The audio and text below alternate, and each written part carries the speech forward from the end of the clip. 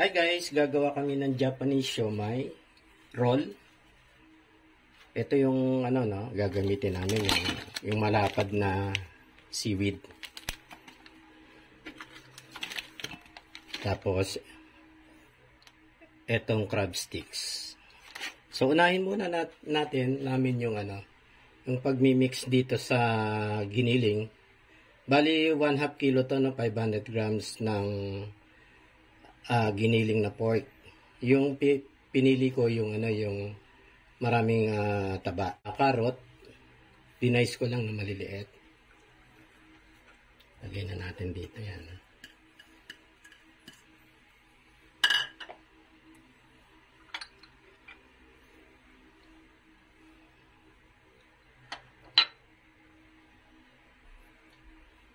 Spring onions, bali 2 tablespoons, no? O, pwede rin damihan yun, ha? Yan.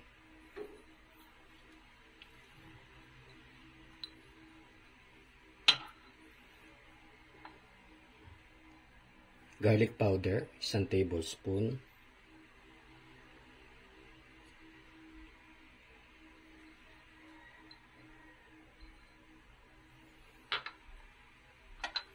One tablespoon itong sesame oil.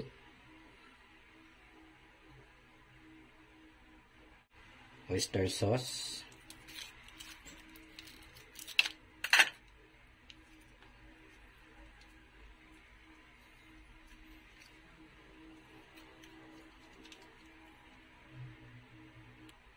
Ground black pepper.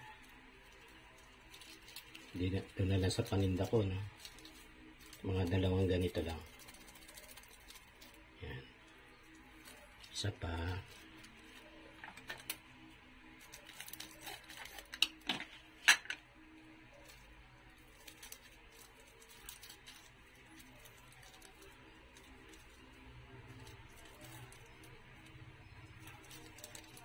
Okay.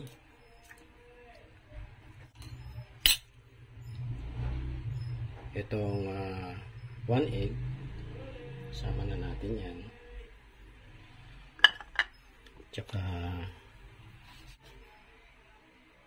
1 tablespoon ng cornstarch.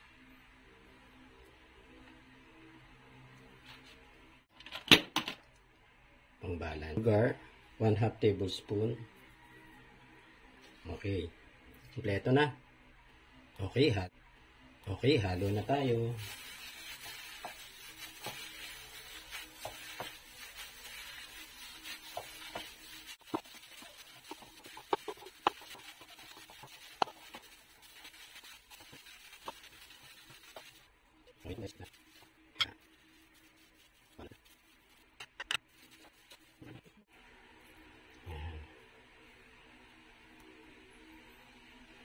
Mas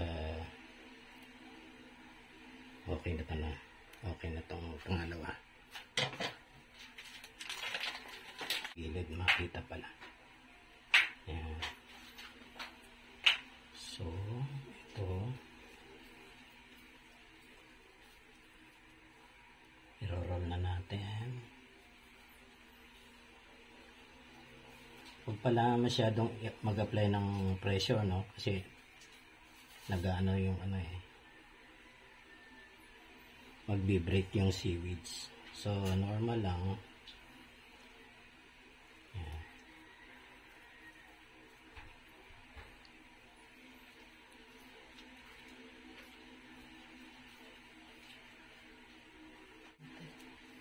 O nga pala, nakalimutan kong basain. Basain ko lang itong gilid para dumikit yung bantang dulo. Yan.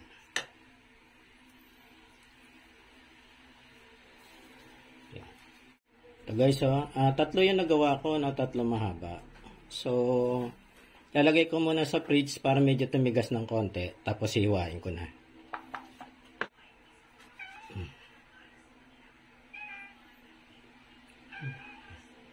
Yan ang itsura niya, no?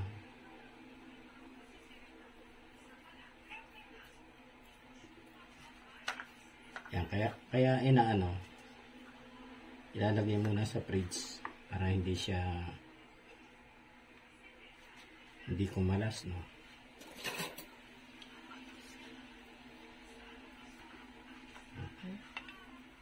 Bagong hasa ito.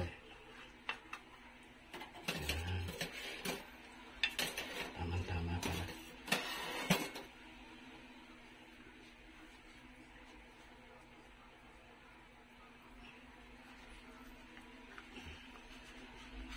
Bagong hasa yan, eh.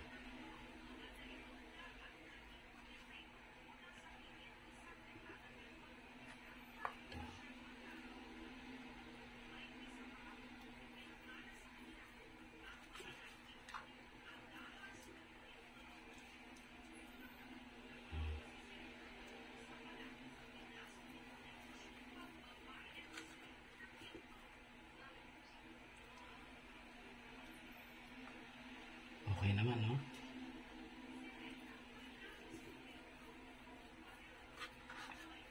Madali nga naman, no? Kesa yung tapos dito, dalawa.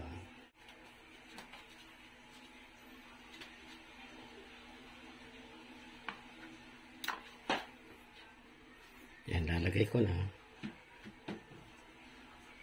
Lagyan na natin dito. Ang salang nito pag kumukulo na yung tubig. Dapat pala kanina ko pa pinakuloan. Yan. Tapos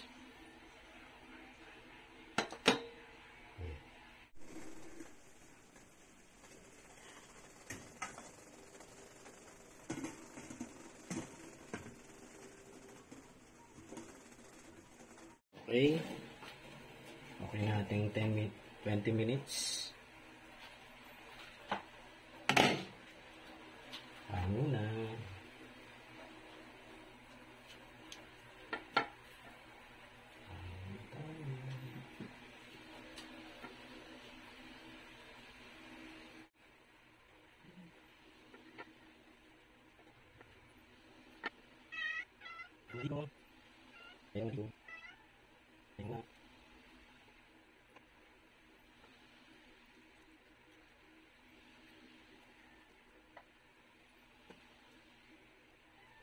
Yan na guys, yung aming Japanese siomai. Yan na guys, yung aming Japanese siomai. Lunch time.